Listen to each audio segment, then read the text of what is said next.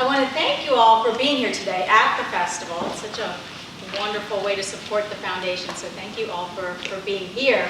And then thank you for coming to my class and choosing to be here at this hour, because there's just so many wonderful options going on that I know sometimes it's a hard decision, like where do I go, you know?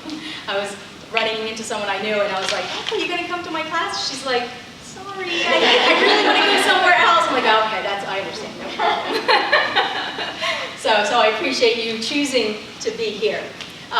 So for those of you that don't know me, my name is Shiva Contractor, and I am a yoga teacher, a massage therapist, and a wellness coach here in the Lehigh Valley. And if you've never been to any of my classes or workshops or anything, I'm very informal, so I really enjoy interaction. Feel free to ask questions. Feel free to share your own wisdom and insights on whatever we're talking about. In fact, I'll be calling on all of you to share your thoughts as we get into the presentation. So hopefully that'll make it a little more interactive and fun as well, so I'm just not up here talking for an hour. So today's topic is ancient wisdom for the modern world, mindfully living the yamas and the niyamas. And I have to share that while I was creating this presentation, I was having a lot of fun with it. I was getting really excited about presenting it and having fun with it, but then there were times where I was really getting frustrated. And the reason I was getting frustrated, well, of course, first I had to get mindful, right? I would get frustrated, and I would take a deep breath and just get mindful and channel that frustration into something a little more productive. And the reason I was getting frustrated was because there's just so much to say about this topic. These are lifelong lessons, and it's such a, there's so much depth here that's what's causing me to get a little frustrated. It's like, well, what do I say and what do I not say? What do I include, right? And so, like I said, I would take that deep breath, and I would get mindful and channel some of that frustrated energy into something a little more productive. And what I came up with was to take that extra material that I wasn't going to be able to share in just an hour, and I came up with a little home study program. So I'm not going to go into it now. I'll talk about it later at the end, but I just wanted to give you a heads up that at the end, if you're really digging this stuff and you're like, yeah, I want to do more, I want to learn more, I want to do this practice, then there's an option for you. So like I said, I'll tell you more about it at the end. And otherwise, my intention for this hour is to hopefully introduce, for those of you who aren't familiar with the yamas and niyamas, to introduce what they are and give you some basic understanding. And then also share some suggestions as to how we can practice these in our daily living, because they're very practical teachings. So I hope that you can walk away with some nuggets of wisdom that you can apply to your day-to-day life. So how many here are familiar with the yamas and niyamas already? Probably some of you, yeah, definitely. Okay, wonderful. So for those that aren't, just to give you really briefly, these are 10 principles. There are 5 yamas and 5 niyamas, and they are part of a larger spiritual system called the 8-limb path. And again, we don't have time to really get into all of that, but all of these teachings about how to live a healthy, happy, spiritual life are part of the ancient text called the Yoga Sutras. So just to give you just a little brief background on the Yoga Sutras, if you've never heard of them or studied them at all, I have some quotes here. Seek not to learn the sutras, instead seek to learn who is the one who studies the scripture. And that's from Patanjali, who is who we've given credit to authoring or compiling the Yoga Sutras. So from that you can see that this is more of an experiential teaching. Okay? So it's more about going inward and learning about ourselves rather than just learning the material academically. And then Nikolai Bachman, the author of The Path of the Yoga Sutras, says it's a practical guide for personal transformation. Nischala Joy Devi, who wrote The Secret Power of Yoga, that is also about the Yoga Sutras, says that the nidhyasana, the experiencing aspect of the study of the sutras, can be most vital. So again, all of these quotes, what they're alluding to is the fact that this is an experiential practice. And you're going to gain the most benefit from these teachings, not just by learning them academically or knowing them from an intellectual place, but from actually trying to practice these and bring these into more of an experiential place in our lives. Okay, so that's what I'm hoping to offer you as we get into this. So let's dive right in. So the yamas and the niyamas are 10 principles, and I have them kind of broken out here just to give you some background on specifically what they are about. The yamas are commonly described as moral observances or ethical practices within society. So they basically are about how we play with each other, how we get along, how we are in society, right? And one of the ways I like to think of the yamas, and it's kind of a deeper perspective on this, is that the embodiment of these principles is what progresses our social evolution.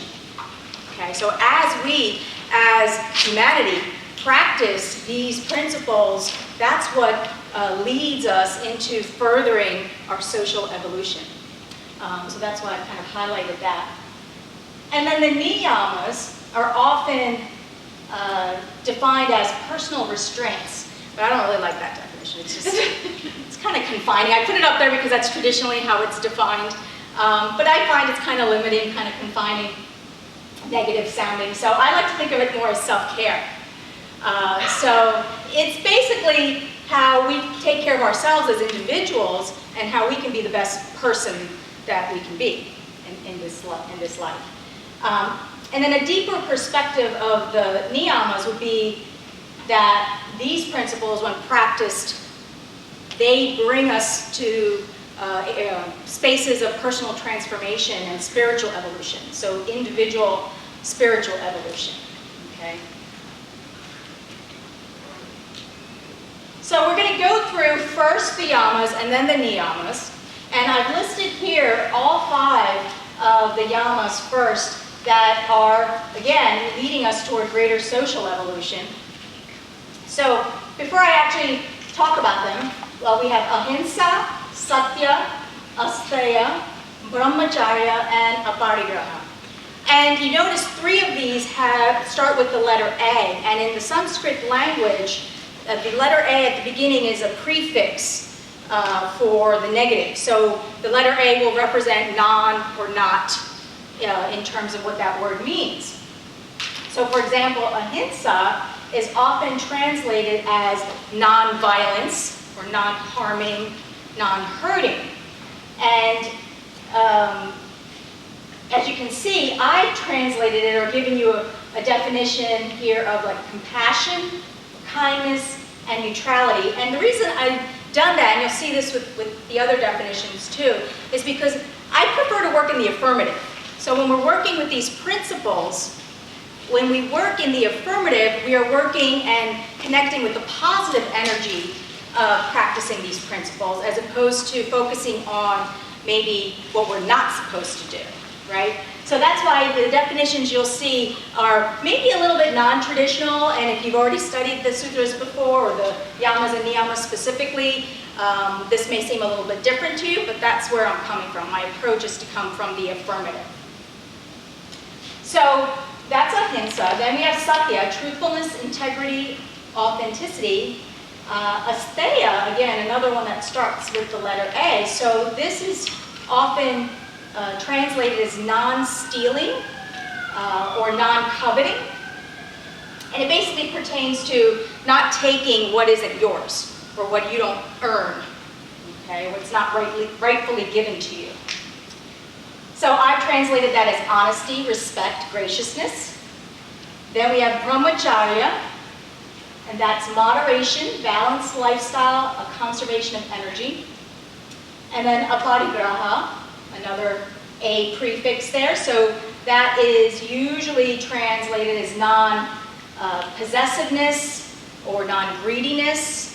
And instead, I've translated that as abundance, stewardship, and freedom.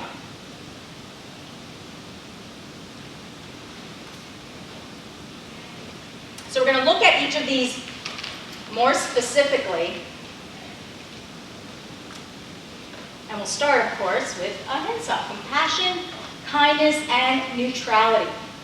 So after just explaining how I like to view things in the affirmative, right, I have a question there about how may we not be practicing this, right? So it seems like, well, that's kind of ironic. So even though I like to practice these in the affirmative, I thought that in the teaching purpose, that it would be nice to kind of identify what our tendencies or bad habits might be. Because sometimes we get a better understanding of what is when we know what isn't.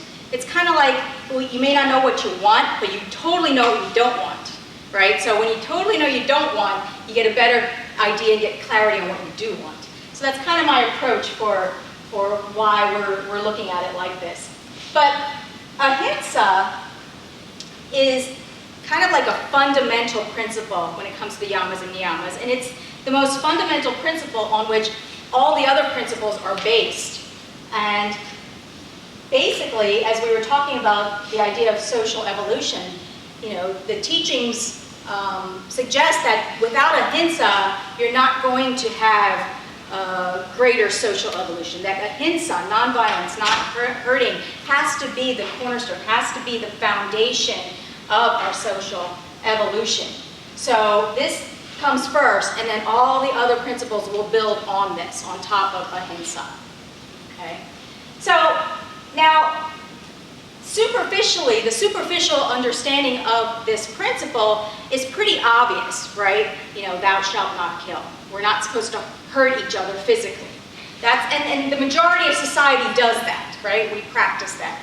But this is practiced at a deeper level as well, at a more subtle level as well. And I would suggest that the majority of society does not practice ahimsa at that deeper, subtle level. And what I mean by that is that when it comes to the violence or the harm or the hurt that we put out with our thoughts, our speech, our gestures, things like that, right? So that's something to consider, and that's where I think the majority of us probably want to focus our practice of ahimsa. So this is where I'm going to throw it out to you guys and ask you, how may we not be practicing ahimsa in our lives? What are your thoughts on that? So when somebody insults you, hurts you, something like that, like I've been watching myself to notice what my automatic way of, right, and getting pushing them away, and it's very interesting to watch, your automatic mind. Yes. But knowing that, okay, so my mind is doing that, but I don't have to choose to do that. Right. Yeah. To lash out. Right. Even though someone is lashing out at me, I don't have to lash out because those words or those thoughts are negative and hurtful. Yeah, absolutely. But it's pretty comical watching one's mind. Yes, it is. It can be comical. That's a good way to look at it. I'm glad you're thinking of it from that comical kind of curiosity place, because it makes it easier, right? Thank you. Any other thoughts? We don't give other people the benefit of the doubt. We automatically attribute to them the worst possible motives, and then conclude that they're an awful person, rather than kind of trying to see things from their perspective. Yeah, absolutely. Thank you. So judgment, a lot of judgment gets thrown around, right? Very quickly and easily. So a few things that I came up with. Road rage. Who hasn't gone through road rage at some point, right? So, and with road rage, it's interesting because sometimes people will say, well, the other person didn't hear me. I didn't say it to them. They didn't really see me, make my gesture or whatever, right? Or they don't know what I'm thinking. How is that really harming them? And the deeper aspect of ahimsa is that it's vibrational, it's energetic, right? So when we, are saying something that is hurtful or harmful, it's not even something that we're putting out to the other person that is affecting the general energy, right, universal energy, but it actually stays with us too. We're harming ourselves, and we don't realize that. But that negativity, that negative energy that we might be thinking, that might turn out to be our words, that might turn out to be our actions, actually stays with us, and that is also harming us, right? So that is why we want to watch for all of that, because we don't want to have that harming us, as well as putting it out there as well. So road rage is a good example. Placing blame or judgment, as was already suggested. And then beating yourself up when you make a mistake. Anybody do that? Right? So this is, again, violence against yourself, right? Those thoughts. And they can be habitual thoughts. If we're watching our thoughts, they can be those thoughts that come around when we make a mistake or a poor choice and we beat ourselves up. And again, we're just holding on to that negative energy, and that's violence against ourselves, right? So really important to watch for that. So what I have here, and what I'm suggesting, is I've come up with a couple affirmations, and I find affirmations to be a great tool. It may work for you, it may not work for you, but what I would suggest is, as we are going through our lives, and as was suggested already, we kind of watch ourselves. Pay attention to when we're falling into these patterns and these bad habits that we might have, and kind of catch yourself. And when you take that pause, when you take that breath and you catch yourself, then perhaps an affirmation can help you reconnect to the principle that you're trying to practice here.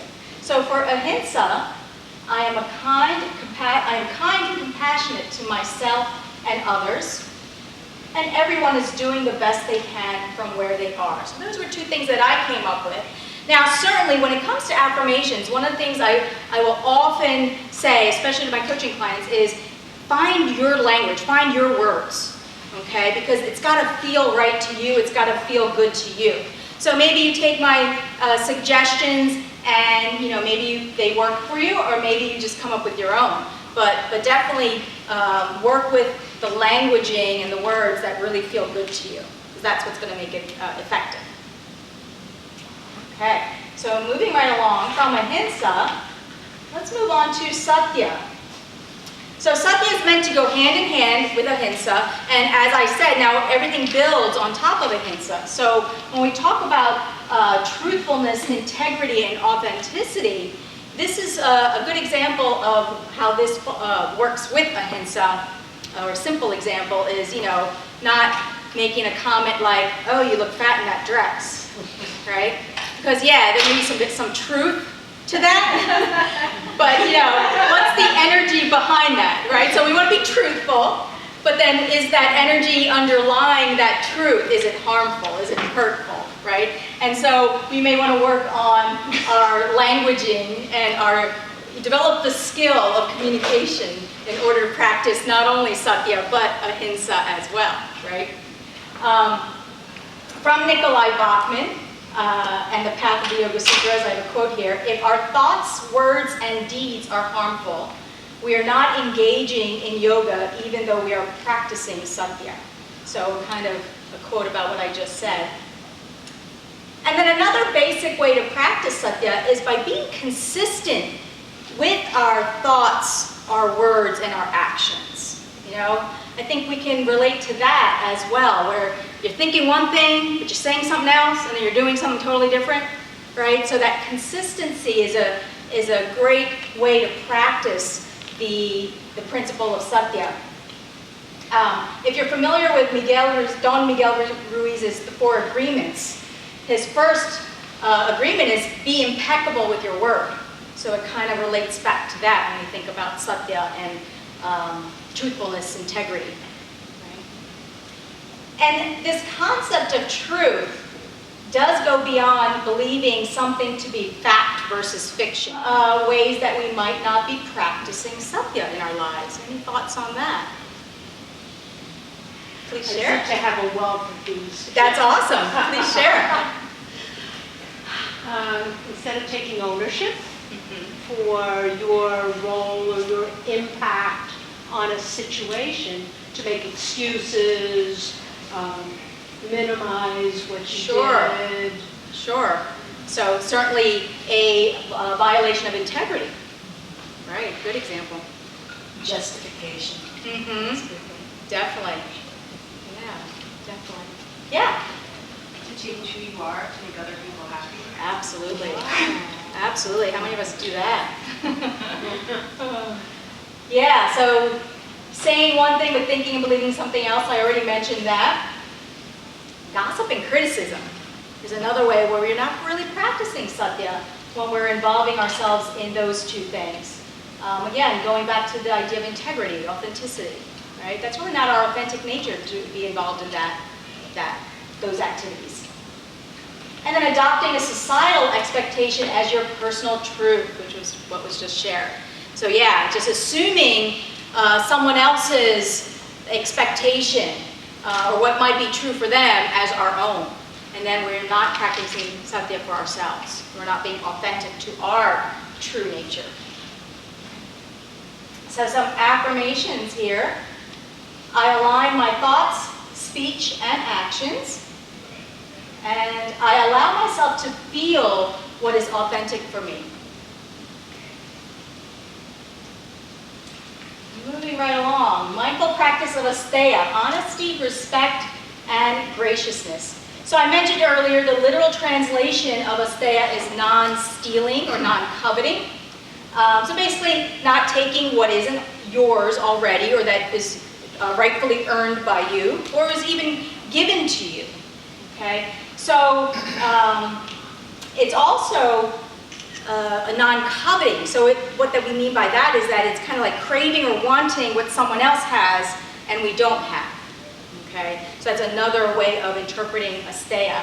And I have kind of a funny story about that. When I was in 5th grade, my family moved to Brigantine. And so I was the new kid on the block. I was shy as it was as a child. You may not think that now, but back then I was. And there was a girl in my class, her name was Kristen, and man, did I want to be Kristen. I wanted her life. She was the cutest, all the boys liked her, all the girls liked her, you know, she was cool, and I wanted her life. Why can't I be Kristen, right? And so you might be able to relate to that. But at that time, in 5th grade, I was not practicing asteya at all.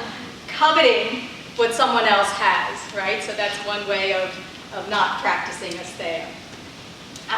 So it can be also, in an expanded understanding of asteya, taking graciously, so being able to receive.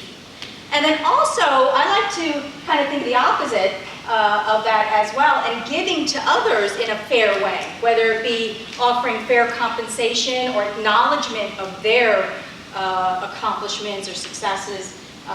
So kind of that giving and receiving. So any thoughts on how we may not be practicing asteya in our lives? Any examples? Well, the first thing I thought of is like people who can't like receive compliments, like if it makes them uncomfortable or like they're not able to just like take that in. Yeah, absolutely. Just graciously receive. Yeah. Absolutely. Yeah, thank you. Anything else come to mind? Yeah. In terms of like non-stealing, it could be like with friends or like in a relationship or something, like if you are always, so I guess it's kind of like the non-attachment one as well, but like taking all of your energy, like if you're in a relationship and you always want to meet that one person and you want them to like give you all aspects of like a relationship, you're kind of like sucking all the energy out of them, which is like a form of stealing. Yeah, absolutely. And you're right, because the last one, Apati Graha, which we haven't got to yet, that and asteya sometimes overlap in terms of how you might not be practicing those and what you could do to practice those. So yeah, that definitely applies. I have here interrupting someone or monopolizing a conversation, which is similar, right? So in a way, when you're, have you ever been in those conversations where there's someone who's just constantly kind of interrupting and interjecting themselves and feels like they have to monopolize the conversation? And in a way, that's kind of like stealing the light from the other person, right? Stealing the spotlight from the other person, not giving them the opportunity to be heard. So stealing that opportunity to be heard, we could say. Wishing you had someone else's body, image, position, house, car, profession, right? As I was telling you about my story. And not allowing others to give to you, as was already suggested too. So being able to receive, giving others the opportunity to give to you, because otherwise you're stealing that opportunity from them, right? So some expanded interpretations of Asteya. And affirmations for this principle. I appreciate and am respectful of the possessions, talents, and time of others and myself. I allow and enjoy giving generously and receiving graciously.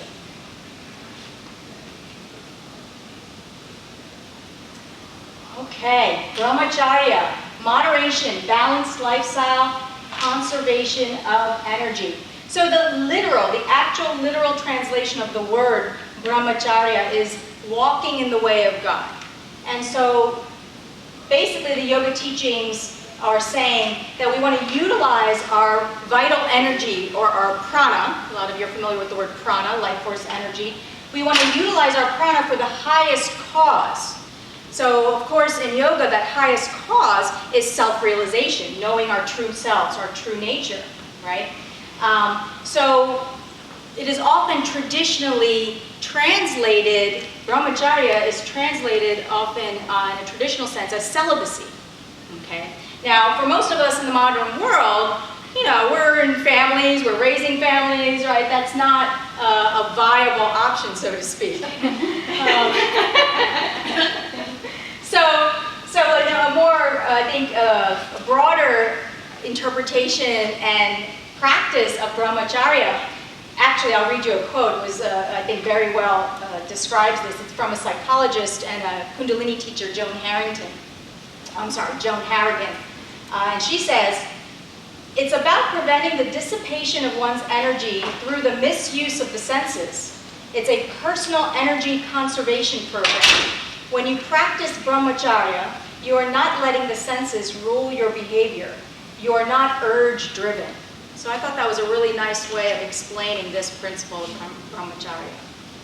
So, any thoughts on how we may not be practicing this in our lives?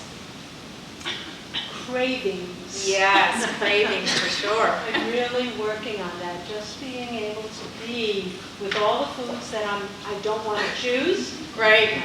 It's a lifelong process. Yes, it is. All of these are. Absolutely.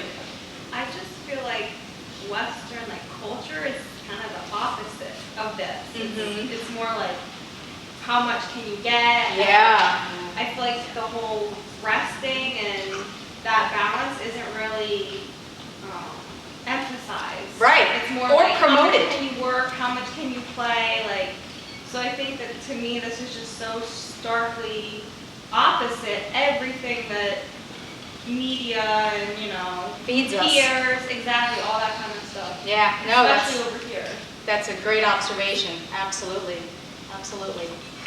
Overeating, right? Some of us may have some familiarity with that, where it's like, oh, I just want that a little bit more. It's so good.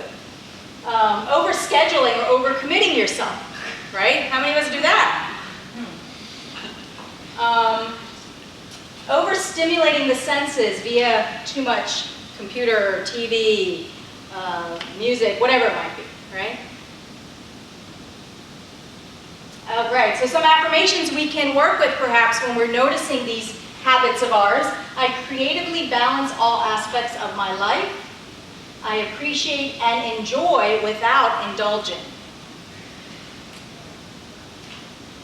All right, and the last yama, mindful practice of aparigraha, abundance, stewardship, and freedom.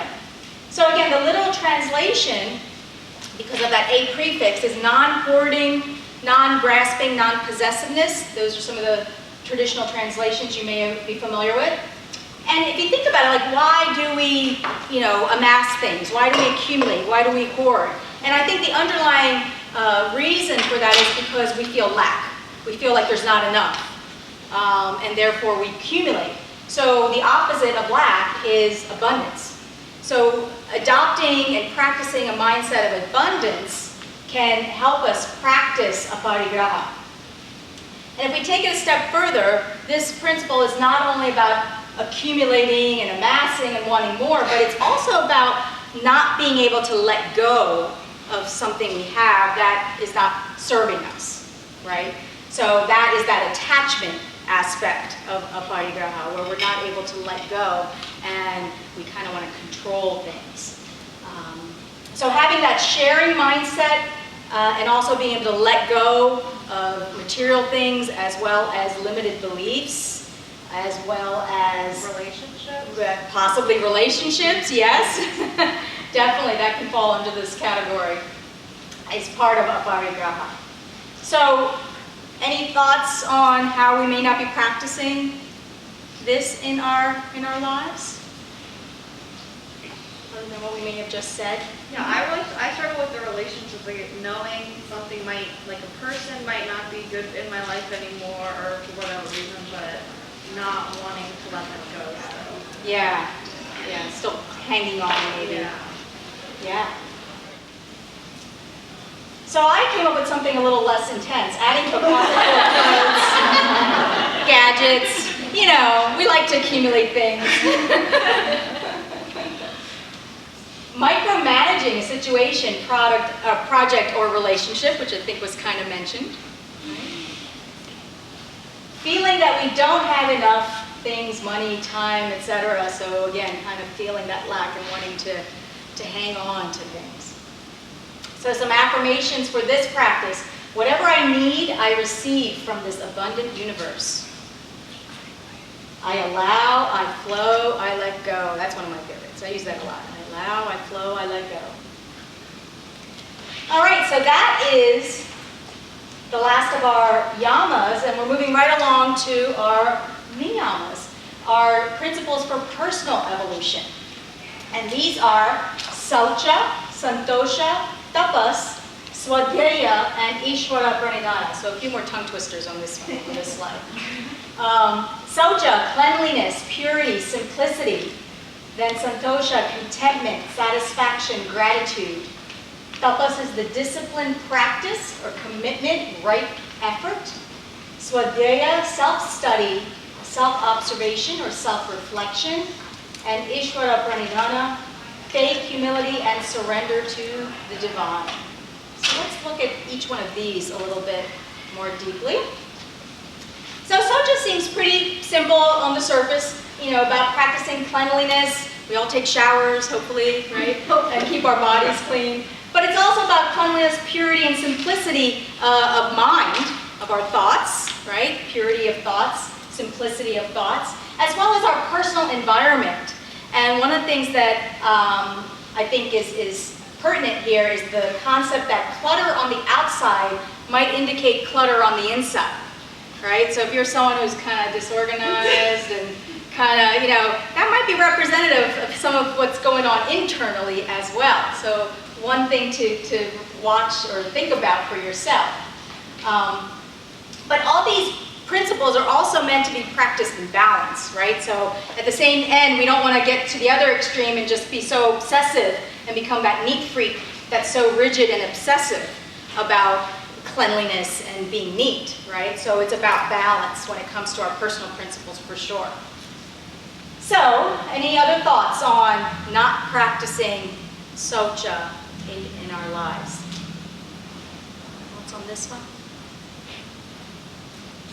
Disorderly room, desk, home. Kind of obvious, right? Since we just talked about that. Not having a clean diet. So we can apply this idea of purity, cleanliness, simplicity to what we put into our bodies. Are we putting a lot of junk, a lot of clutter into our bodies? Accumulating mental clutter. Are we holding on to a lot of mental clutter, right? Could we get rid of some of these limiting beliefs? Could we get rid of some of these thoughts or things we've been fed that really don't serve us? And we just ruminate on them. Oh yeah, rumination is a big one. How many of us ruminate, right? That's mental clutter for sure. So we want to clean that up as best as we can when we notice it. So some affirmations here for Saucha. I strive for purity and simplicity in thought and action. I clear my mind of thoughts that no longer serve me. The second niyama is santosha, contentment, satisfaction, and gratitude. Now, some of you may be familiar with Cafe Santosha and healthy alternatives, the health food store in Town, right?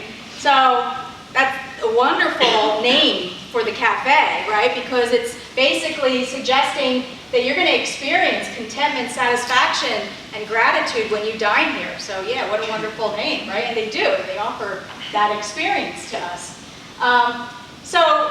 And I want to suggest that this concept of santosha is something that we really aspire to. We're aspiring to santosha every day, every moment, right? Because what are we looking for in our life? We're looking to have the experience of contentment, to feel okay, to have satisfaction in whatever we're doing. And when we really embody this principle, we can feel that way even in the midst of challenge, or even when we're experiencing a negative emotion. We really, if we have that santosha, if we've embodied santosha, then even in the midst of that, underlying that, we know we're okay.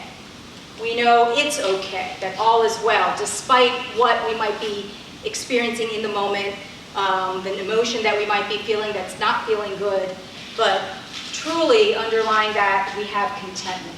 We have satisfaction about who we are, where we are.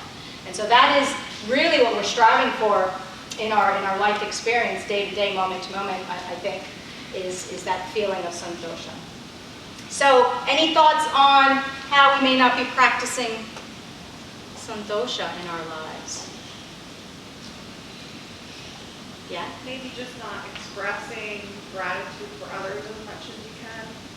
Yeah, it could be. Yeah, because then we're not expressing the appreciation or the santosha that we have.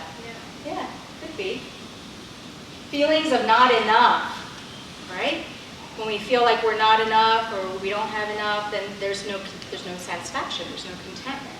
So that is one way that you might be able to catch yourself and practice santosha. Looking for happiness externally, right? So the other thing about santosha, when we really embody this principle, is that it doesn't matter what's happening around us, doesn't matter who's in our life or not in our life, doesn't matter what we're doing, we're just satisfied, right? We're just content. So sometimes when we're really grasping and looking for happiness externally, it's because we're not finding that contentment within, and we want to come within. Worrying about the future and ruminating about the past. Sure, absolutely, yeah. Is definitely, you're not experiencing santosha then, right?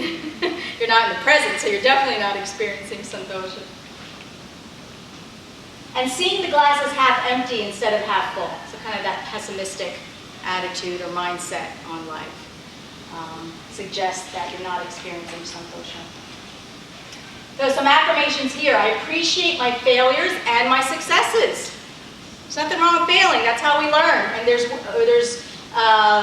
lessons in that. And to be satisfied and content with something that is quote unquote a failure is a wonderful way to practice santosha. I am enough, which is short and sweet and a great affirmation as well. All right, so the third niyama is tapas. Tapas is discipline, practice, commitment, or right effort. And it's translated as self-discipline, or it actually refers to, the word itself refers to kind of heat or internal fire, the Sanskrit word tapas.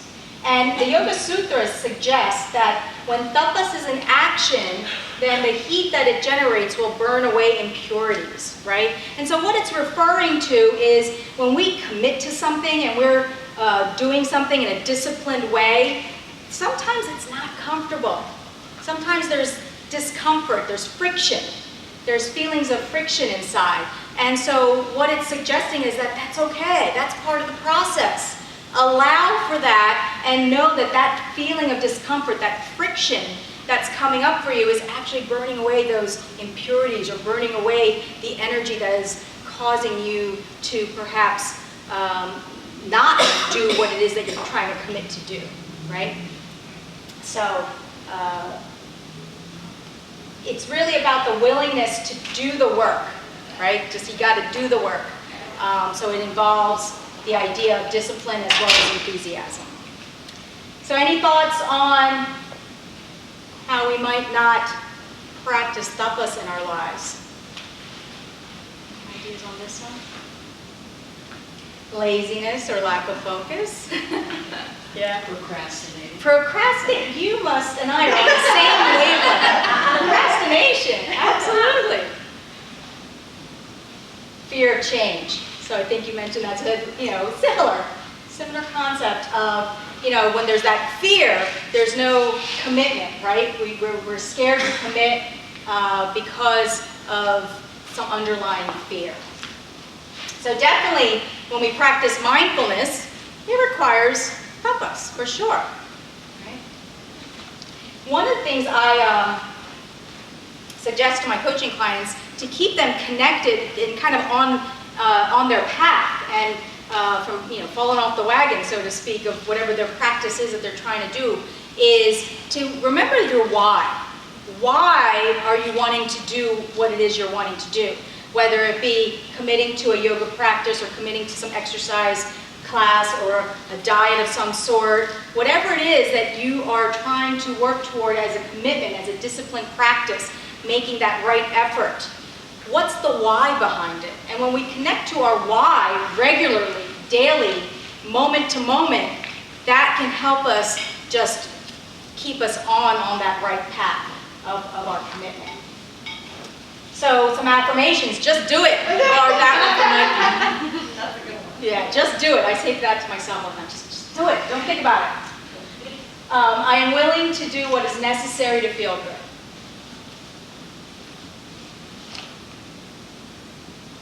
All right, so swadhyaya. Swadhyaya is self-study, self-observation, and self-reflection. And really it's about taking time for yourself to reflect on yourself, to know yourself. I mean, I know so many people, especially so many people that come to me as coaching clients, they're really looking to know who they are.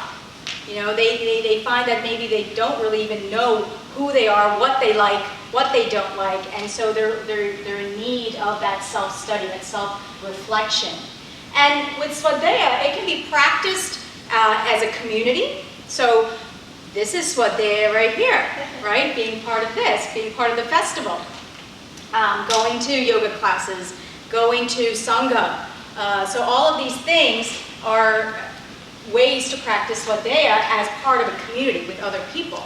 But then you can also practice Swadhyaya on your own, having your own meditation practice, taking time for self-reflection, giving yourself your own quiet time, your own me time is part of Swadhyaya. Journaling can be a good way to practice Swadhyaya as well. So any thoughts on how we may not be doing this in our lives already? Would constantly be watching others on social media be is that right? Well, you're certainly not reflecting on yourself when you're doing that, right? So it's taking away from your self-reflection, self-observation. So yeah, you could say that. Any other thoughts? I think it's people who have to constantly be busy doing something. And they're not taking any time off. Yes, distraction. To stop and think it all about who they are, what's inside. Yeah, definitely. That's a very good example. Always putting yourself and your needs last is also another way we may not be practicing, because we don't give ourselves that time to just stop and know who we are and what we like and what we want to do. Not allowing yourself quiet me time, which could possibly be part of that too. And feeling overstimulated or distracted. Someone mentioned distraction earlier. So some affirmations for Swadhyaya. I pause, I breathe, I observe. We all deserve me time. And last but not least is Ishvara Pranidhana. So faith, humility, and surrender to divine power. And I want to read you a quote here from Joan Harrigan again about this, because again, I feel like she really nicely speaks to this. You don't have to believe in an anthropomorphic representation of God to accept that there is a divine design, a benevolent essence in the universe. It's about offering oneself to the divine matrix. It's letting our own holy essence guide our actions and catching the sacred power of life. So I really like that, because I think it is important to realize that this principle is not about following a particular religion or faith. It's not even about believing in God the way that maybe religions often suggest we believe in God, right? It's really more of that spiritual understanding that we are vibrational spiritual beings that have a connection to a universal order that exists and that is benevolent and that is supportive, okay? So that's really what Ishvara Pranidhana is about. So any thoughts on how we might not be practicing this particular niyama? Yeah, this one's kind of challenging sometimes to think about. Yeah? I think if you're like in a situation, I think someone mentioned kind of earlier, like having fear towards something. Mm-hmm. So like holding yourself back from like your greatest like desires or dreams because you don't have faith in yourself and the higher power that you can get it done. Sure. No, absolutely. Yeah. Absolutely. That's a great example. Yeah.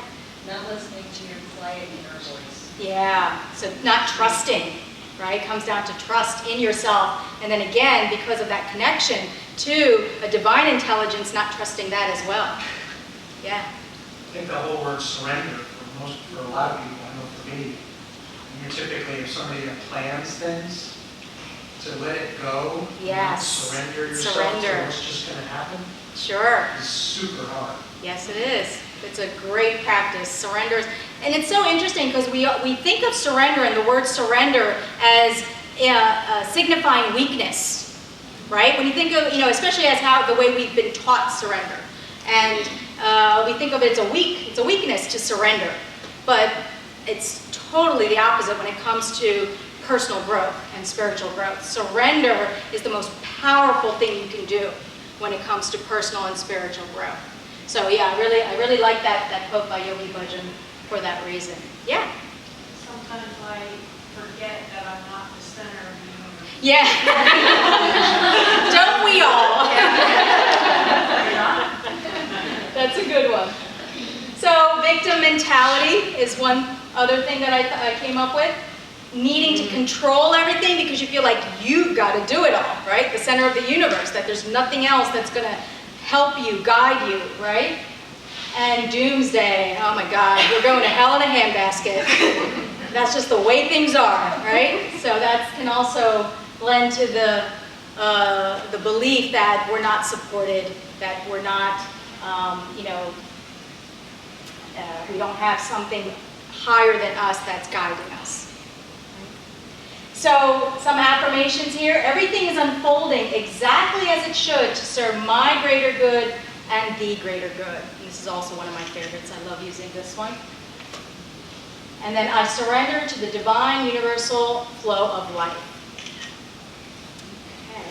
So any final thoughts, questions, comments? That's our last niyama. So we've gotten through all 10 principles of the yamas and niyamas. I kind of just want to open it up for a couple minutes if anybody has any final questions or thoughts or comments or nuggets of wisdom that they might want to share before we wrap up. Yeah. Yeah, that's a great question. I definitely recommend a couple people I quoted. So Nikolai Bachman's book on the Yoga Sutras, and I think it's called The Path of the Yoga Sutras, Nikolai Bachman. And then Joy Nishchila Devi's the Secret Power of Yoga. That's the name of her book, The Secret Power of Yoga. Any others that people have read that recommend as far as the Yoga Sutras? Donna Farhi goes into it in the. Donna Farhi? Yeah, goes into it in several of her books. It's helpful. Okay, so author Donna Farhi, you can look her up. So I know some of you have been taking notes and taking kind of pictures of certain slides. I will be posting this presentation on my YouTube channel that's called Empowered Wellness with Sheetal. So check that out and you'll be able to refer to the presentation again if you want to catch some of the things that we talked about, or I know I had those book titles and authors in one of my first slides as well, so you can check it out again on that. Well, once again, thank you very much. I appreciate all of you taking your time and sharing with me this hour, and enjoy the rest of the day. Thank you.